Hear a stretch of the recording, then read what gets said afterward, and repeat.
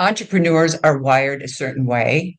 Hmm. And those of us who are understand it because when we talk, we kind of shake our heads like, yeah, I get it.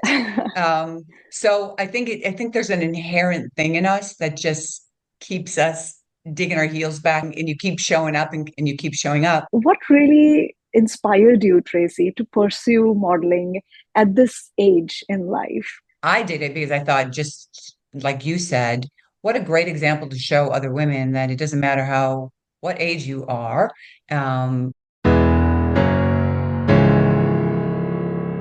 Welcome, Supermoms, to Mom's Talk. I am Avni, and our today's guest is joining us from Illinois. She is a true inspiration. She has a remarkable journey that she's going to share with us today. As an entrepreneur, she has overcome a lot of challenges in her life. Let's dive into the conversation with Tracy Mayer. Hi, Tracy. How are you doing? Good morning, Avani. I'm doing great. Thank you. How are you? I'm doing great, and it's lovely to have you, Tracy. It's so wonderful to be here. I'm super excited.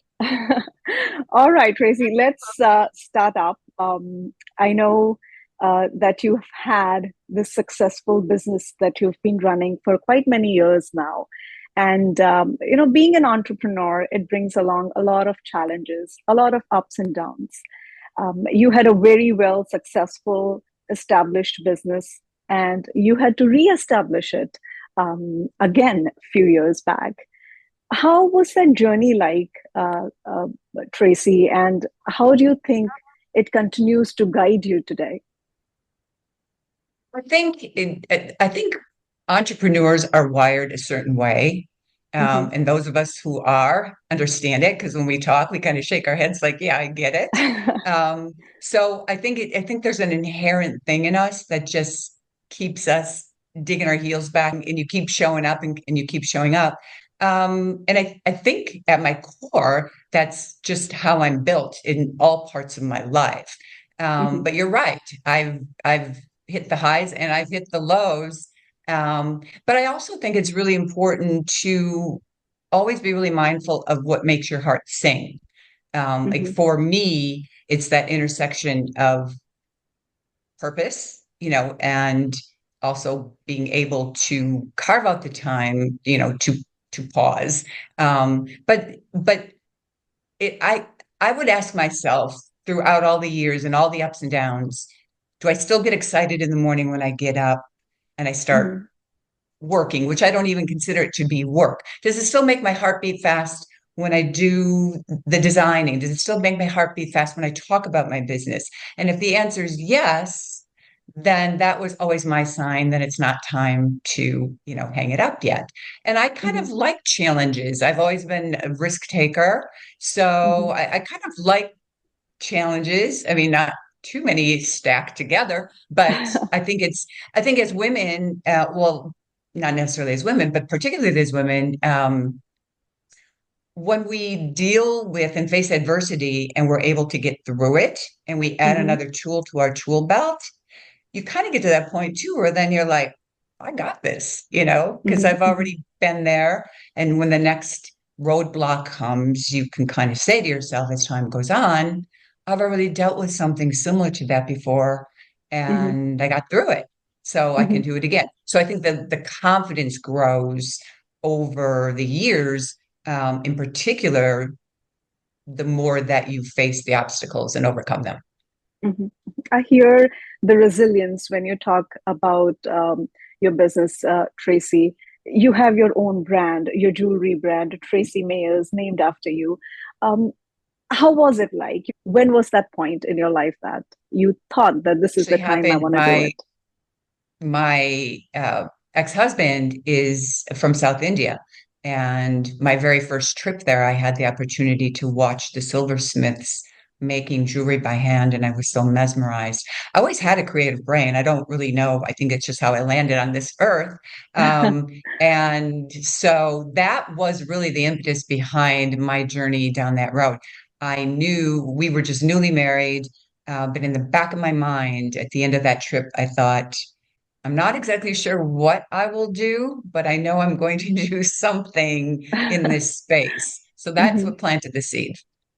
Absolutely. That's wonderful. And thank you for sharing that, Tracy. I think it's going to be very much helpful for a lot of our viewers who have that creative seed in them and just waiting for it to happen. Tracy, you are a domestic violence victor, and I'm using the word victor. I take it from you. Your story as a domestic violence victor, it's incredibly powerful. Overcoming this kind of an experience, how do you find that strength that just fuels you to today's world, what's happening in today's world, and what really makes you, drives you to make that change in the world today? I think it's a number of things. Again, I think it's just inherently how I'm wired, to find a silver lining in, the really horrific experience. Hmm. Um, my mom is the most stoic person I've ever met in my life. And I think I learned so much from her, watching her navigate through all the ups and downs in her life. And I think Hmm. just even genetically, that there's part of that just in me. Now that I have been using my voice and my story for the last year to help other people Hmm. affected by domestic violence, the impact that I see my voice and my story having on others is what really keeps me going. Every Hmm. time I see that magic happen, whatever it might be, um, that's what makes my heart beat fast. And I feel like, not that I would never say I'm glad that this happened to me, because I would never wish it upon Hmm. anyone, but I do firmly believe this was part of my journey. Hmm. Um, and I'm meant to be doing what I'm doing now. And I also look at it from the standpoint of when I raised my two sons, who are now adults, I always said to them, celebrate ability. There are so many people in our world who wish they could, but they Hmm. can't for one reason or another. When you're blessed with ability, I believe it's your responsibility to find that place and way that you're able to give back and make a difference. Hmm. Beautifully said, Tracy. How did you come out of it? How did you train your brain to come out of that? Well, I can tell you, I remember the exact day that was kind of like my, aha moment, if you want to call it that. I remember looking in the mirror and not recognizing the woman who was looking back at me. It's scary when I think back to how it made me feel. And I'll Hmm. tell you, Avni, I had no idea what was waiting for me on the other side, meaning Hmm. I thought once I leave, I need a couple weeks to get my feet back on the ground. I'm going to be good because I know how Hmm. strong I am. I had no idea what would be uh, what I'd be facing in terms of recovering from the trauma. Because Hmm. again, I didn't know anything about this. So I got back to Chicago, uh, and it turned into a much longer process in terms of the healing and so forth. I think again, just there's just something in me. I've always been that person who, when somebody Hmm. says you can't, I say, well, watch me.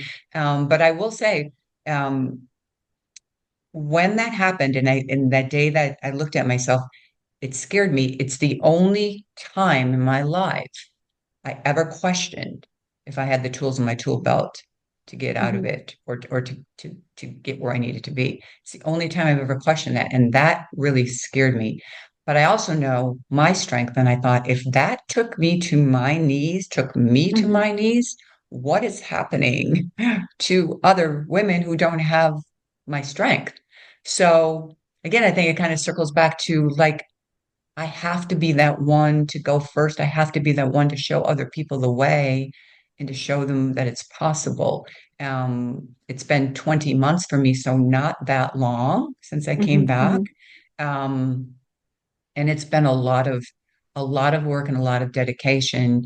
Um, but the beautiful thing is, I am in such a great place now. And so for me to be able to, give that hope and inspiration to other women while letting them know, they need to be willing to step into that uncomfortable space, Hmm. but they'll be enveloped and surrounded by so much support and love if they want it.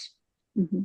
Absolutely, Tracy. And, it needs a lot of power within you to come out and share your story and, help others to come out of that situation. So thank you for doing that again, Tracy. Um, you have defied all the odds of aging. You look beautiful and modeling at the age of 60. That is incredibly powerful, I believe. And it is remarkable what you're doing in the modeling industry right now. What what really inspired you, Tracy, to pursue modeling at this age in life? And what would you like to say to people who want to break the barriers and age gracefully? Well, being in fashion, kind of being in that space, really what happened is just people that I know in the industry came to me.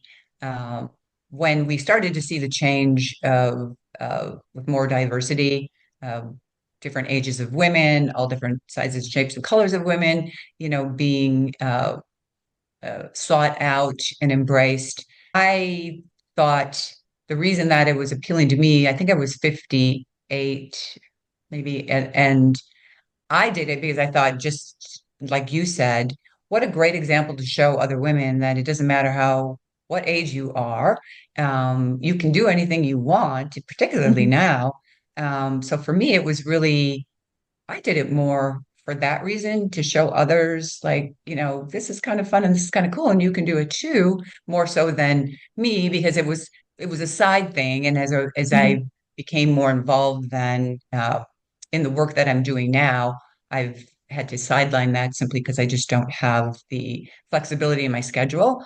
mhm, But I'm using my background, not only my background in, my business, but my background in that space to create beautiful, joyful events like fashion shows and things that fall into the fashion and beauty space to mhm, bring people together to learn more about domestic violence. So we provide this beautiful, inviting uh, atmosphere to talk mhm, about a subject that's not that easy to talk about. So mhm, the cool thing is, I haven't had to let go of that part of my life. I'm just mhm. channeling my creative brain in a different way and bringing the domestic violence space, and in particular wings, um, to a new platform that they haven't tap danced in before. So it's That is incredibly yeah, creative it's it's way of it's doing it, really Tracy. Yeah. been interesting and impactful. It's working. It's Mhm. working. Absolutely. Tracy, one last thing, real quick before we go. What would be your message for all the mothers out there? Oh my gosh, so many things. I would say this is what I would say is it's hard being a mom, and if you're trying to balance being a mother and a wife and the family, and for those of us who work, it's a lot. I personally think when people say, oh, you can do it all and you can do a great job of everything, I'm not so sure that's true. I think you can you know do it all, but I think for me, what I've learned, and it took me a long time to learn it, is I need to charge my battery first. For some reason, we're kind of taught as women, like, you just give, give, give to everyone else, and we put ourselves last, right? Mhm, And then don't you dare ever feel, tired or weak or anything. And when we do, we kind of kick our own butts. So mhm, I would say to the women, if you're thinking that way, please stop. I've learned that if I fill my own cup first and then add to other people's, it's going to be better for everyone. If my battery's not charged, how far can I really run? mhm, I also think, in particular now, because our world is so filled with so much noise around us and everyone telling us how we have to be, how we have to look. We're not good mhm, enough here, we're not good enough there. It's really a hard time, to be a younger mother, I think, in mhm, particular, raising your children. Um, so, what I would say to them is what I've learned is that silence and simplicity mhm, is actually can actually be a really good thing.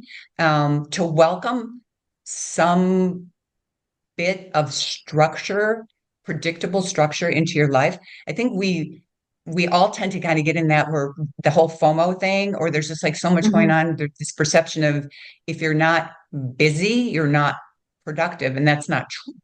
So we Hmm. go, Hmm. and we scramble, scramble, scramble, and we spin, spin, spin all day long, as opposed to saying, it actually is a kind of a nice thought to kind of know what my schedule is going to be like ahead of time and have that repetition there. It actually brings more peace. So I say, don't look at it as being boring if you have predictable structure. Look at it as a way to add more peace to your life.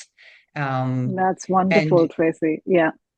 one more really important thing, I think, for women, because we all have those times in our life where we question our confidence, right? Or our Hmm. confidence tends to kind of fluctuate and so forth. What I've learned is that our true core confidence, like who we are authentically at our core, um, never changes regardless of life events, Hmm. right? How you landed on this earth. If you are a kind, intelligent, funny, creative, generous, happy person at your core, regardless of what happens to you in your life, that should never shift. And I think we find ourselves in situations where we question, I know myself for sure, we question our confidence because of these things that have happened in our lives, right? Hmm. But at the end of the day, and that kind of circles back to your question about how I got through everything, it's because at my core, that's who I am. So although Hmm. I went through a horrific experience, at the end of the day, life events, my age, how I look, all those things should never affect my Hmm. my my core confidence. So that's my message to women is don't let any of the, in particular, valleys in your life affect your confidence because it is there. It will always be there. Beautifully said, Tracy. And I love your take towards life. Thank you so much for sharing your journey with us. It's very inspiring. Thank you so much for coming on the show and Thank you, all the Avani. It's best been a for all pleasure. your future projects. Thank you. Same to you. Thank you so much.